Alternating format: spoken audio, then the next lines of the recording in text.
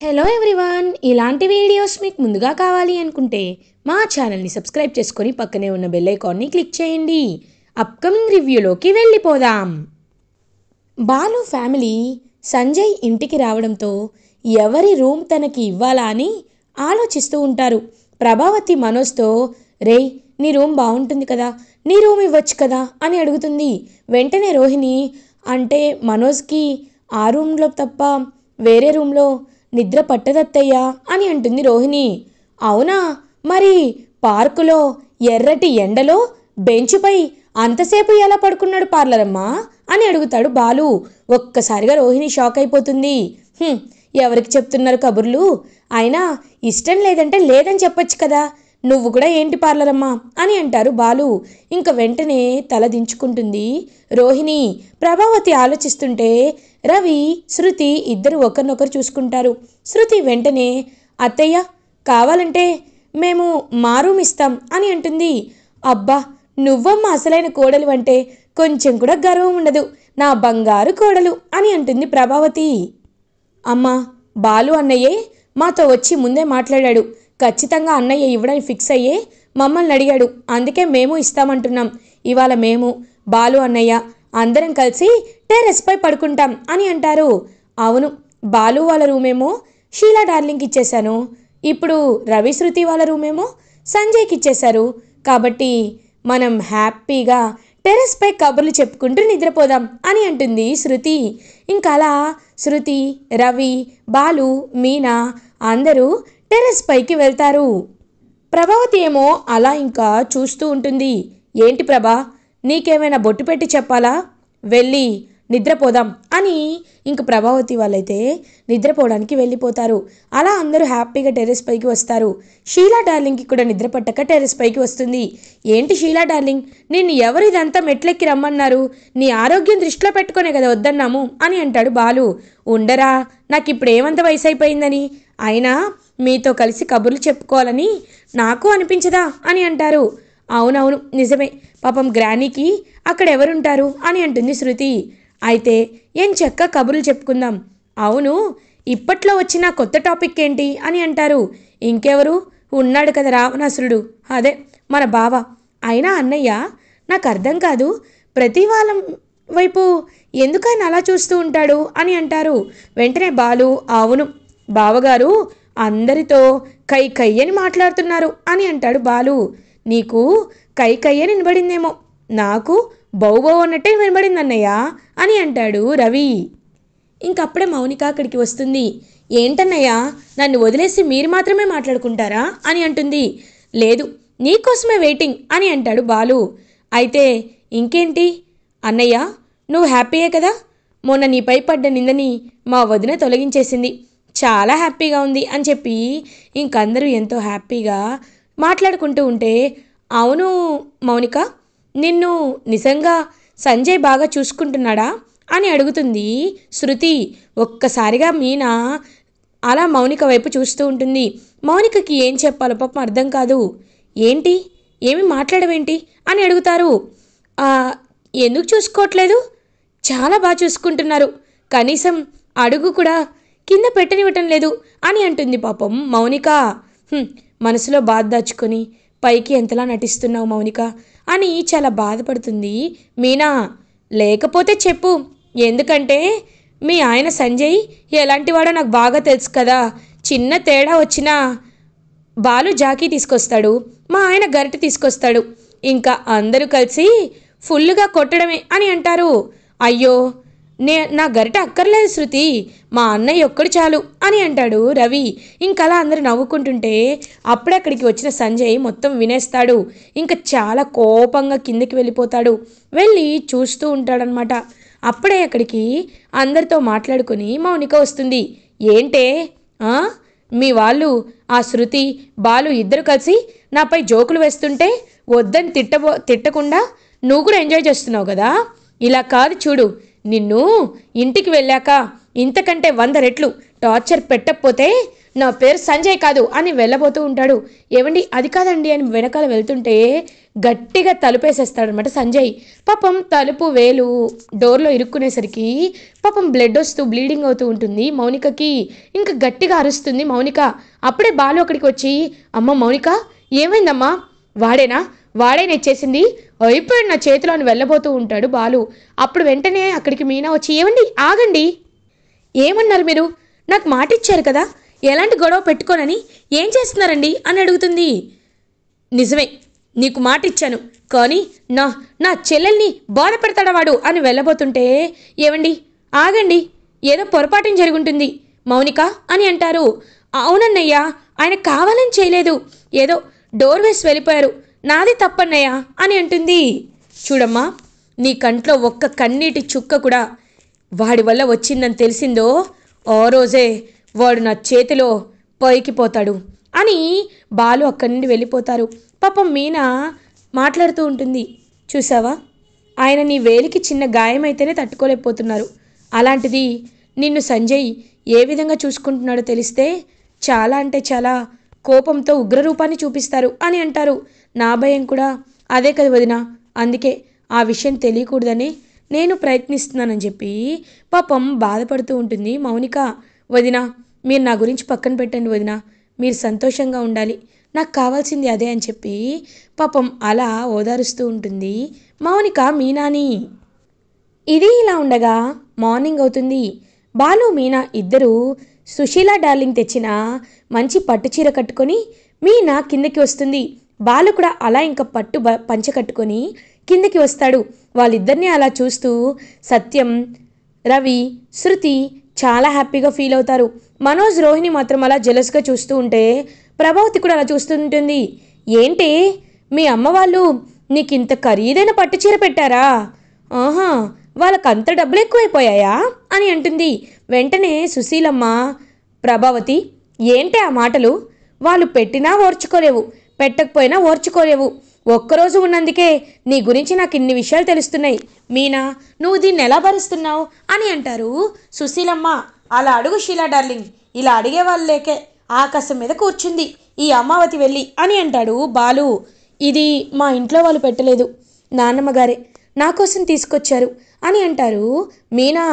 ఏంటి, మీరు తీసుకొచ్చారా అని అడుగుతుంది ప్రభావతి.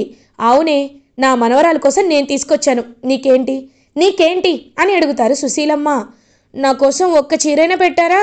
అదే మీనాకు మాత్రం పట్టు చీర తీసుకొస్తారా అని అంటుంది ప్రభావతి. అవును, బుద్ధిని పట్టే మనసు కూడా వస్తుంది. నీ మనసులో స్వార్థం ఉందనుకో, నేను నీతో అలాగే ఉంటాను. నీ మనసులో ప్రేమ ఉందనుకో, నేను నీతో అలాగే ఉంటాను. నేనే కాదు, ప్రపంచంలో ఎవరైనా అంతే. పైకొకటి లోపలొకటి పెట్టుకొని మాట్లాడితే ఒకరోజు చూస్తారు, రెండో రోజు చూస్తారు, తర్వాత అందరికీ అర్థమైపోతుంది. కాబట్టి మనసుని మీనాలా స్వచ్ఛంగా ఉంచుకోవాలి, అందరి గురించి ఆలోచించాలి. అంతేకాని డబ్బున్న వాళ్ళని ఒకలా, డబ్బు లేని వాళ్ళని ఒకలా నీలా అస్సలు చూడకూడదు, ఆ విషయాన్ని గుర్తుపెట్టుకో అని అక్కడి నుండి ఇంకా బాలు మీనా దగ్గరికి వస్తుంది సుశీలమ్మ. ఇద్దరికి నా దిష్టే తగిలేలా ఉందని చెప్పి పాపం హ్యాపీగా దిష్టి తీస్తుంది సుశీలమ్మ. ఇదంతా చూస్తూ ఉంటాడు సంజయ్. నా కళ్ళ ముందే వీడింత ప్రశాంతంగా ఉండడమా? లేదు, ఇలా ఉండకూడదు, వీడిని ఎలా అయినా ఏడిపించాలి. ఏంటి బాలు బావా, చాలా సంతోషంగా ఉన్నట్టున్నావు? అవునులే, మీలాంటి వాళ్ళకి ఇలాంటి చిన్న చిన్న సంతోషాలే ఎక్కువ కదా అని అంటారు. ఇంక వెంటనే మీనా, స్థాయిని బట్టి సంతోషం ఉండదు, మనసుని బట్టి ఉంటుంది అని అంటుంది మీనా. ఇంక వెంటనే రవి, శృతి, సరే ఇవన్నీ వదిలేయండి, అందరూ ఇప్పుడు హ్యాపీగా ఉండండి, ఎలాగో కేక్ కటింగ్కి టైం పడుతుంది కాబట్టి అందరం హ్యాపీగా ఎంజాయ్ చేద్దాం, పాజ్ అండ్ ప్లే గేమ్ ఆడదాం, బాల్ అందరూ పాస్ చేసుకుంటారు, మ్యూజిక్ ఎప్పుడు స్టాప్ అవుతుందో అప్పుడు బాల్ ఆగినప్పుడు డ్యాన్స్ వేయడం, పాట పాడడం, మనసులో మాట చెప్పడం చేద్దామని చెప్పి ఇంకా గేమ్ ఆడుకుందామంటే అప్పుడే అక్కడికి శివ, పార్వతమ్మ వస్తారు. ఇంకా వెంటనే వాళ్ళని చూసి షాక్ అవుతుంది ప్రభావతి. ఏంటి మీరు ఇక్కడికి వచ్చారు అని అడుగుతుంది. అమ్మ, మమ్మల్ని సుశీలమ్మ గారే పిలిచారమ్మా అని అంటారు. ఏంటి, అత్తయ్య గారు మీరు పిలిచారా అని అడుగుతుంది. అవును పిలిచాను, అయితే ఏంటి? అమ్మ రండి. బాబు ఎలా ఉన్నావమ్మా, బాగా చదువుకుంటున్నావా అని అడుగుతారు. పర్లేదు బామ్మగారు అని అంటాడు శివ. ఇంకలా శివ అయితే హ్యాపీగా మీనా దగ్గరికి వస్తాడు. అక్క అక్క నిన్ను చూస్తుంటే చాలా సంతోషంగా ఉందక్క. ఇలాగే నువ్వు బావ కలిసి సంతోషంగా ఉండాలని మనస్ఫూర్తిగా కోరుకుంటున్నానక్క అని అంటారు. రే మీ బావతో మాట్లాడి వెళ్ళు అని అంటారు. వెంటనే శివ అలా చూస్తూ ఉంటాడు బాలు వైపు. బాలు కూడా శివ వైపు చూస్తూ ఉంటాడు. బావా హ్యాపీ మ్యారేజ్ డే బావా అని అంటారు. పాపం వెంటనే బాలు శివ తలపై చేవేసి నిమురుతూ ఉంటాడు. చూడు శివ, మీ అక్క నాకు నిన్నే చెప్పింది, నీకు తండ్రినైనా అన్ననైనా బావనైనా నేనేనని.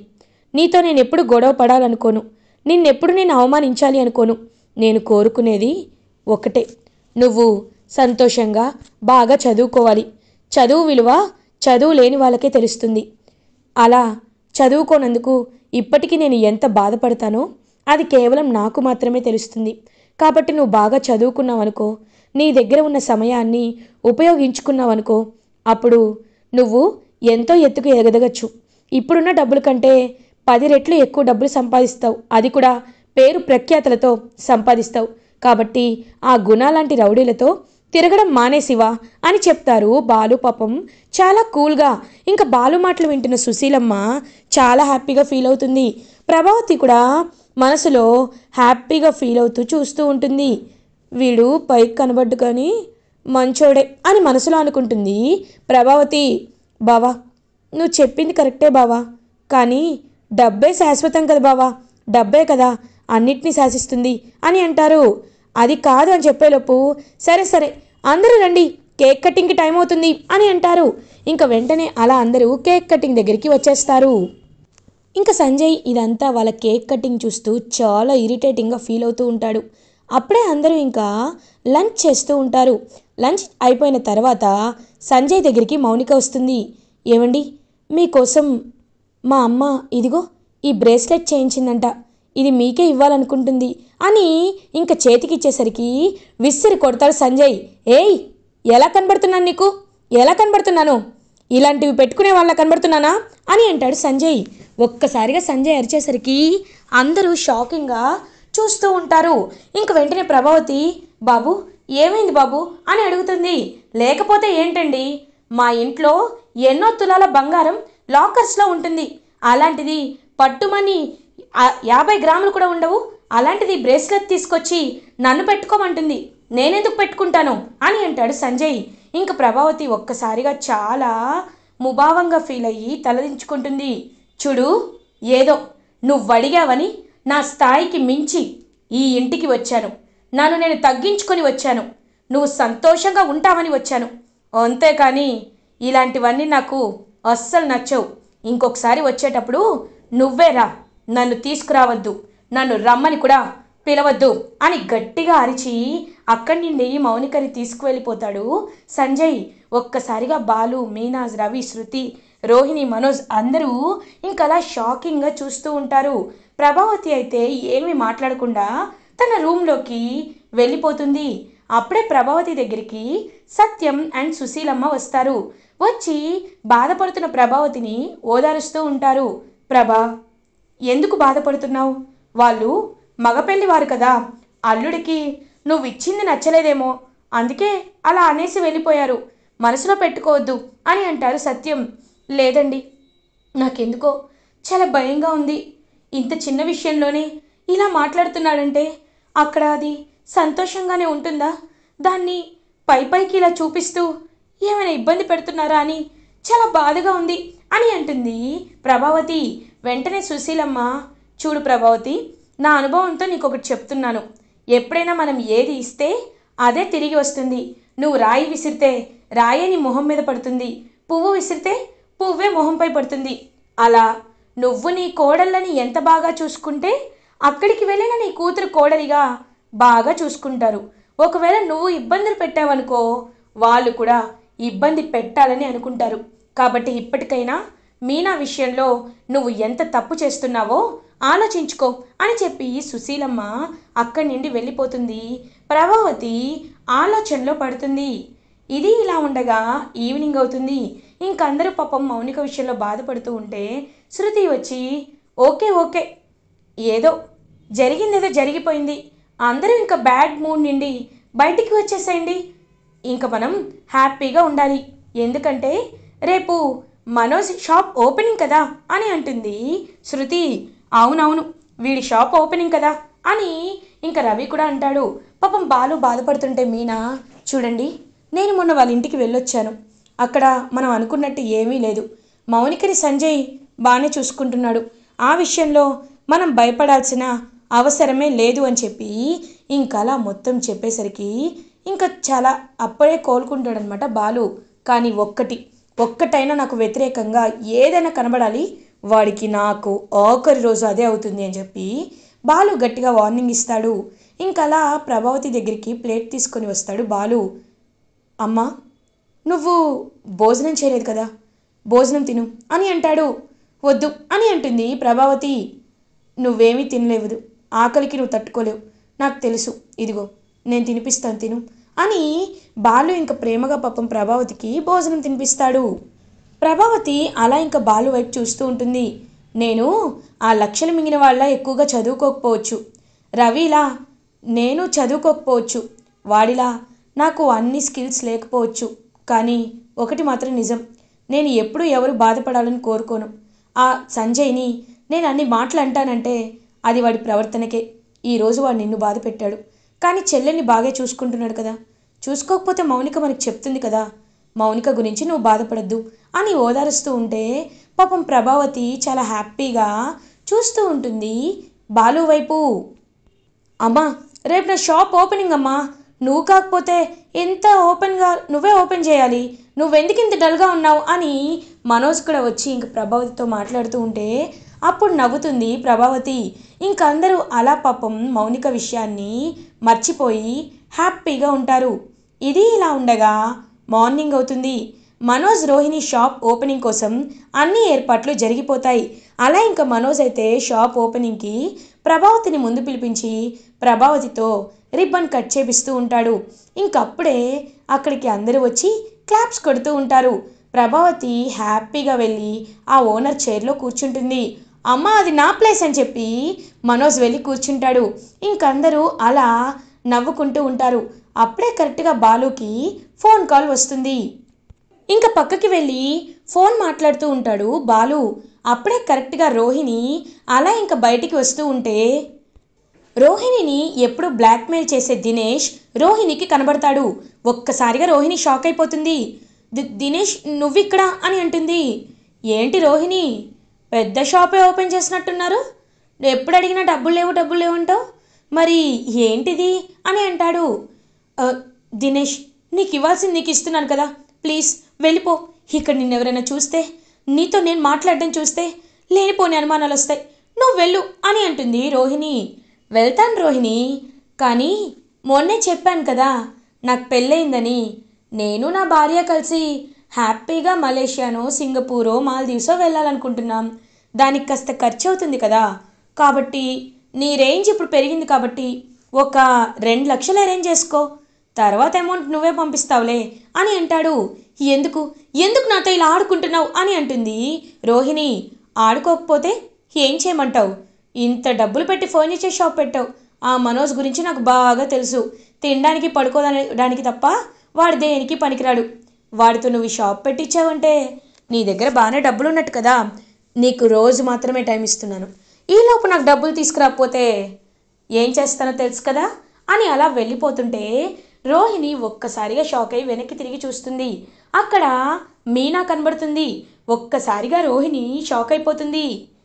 మీనా అంటే అని అంటుంది.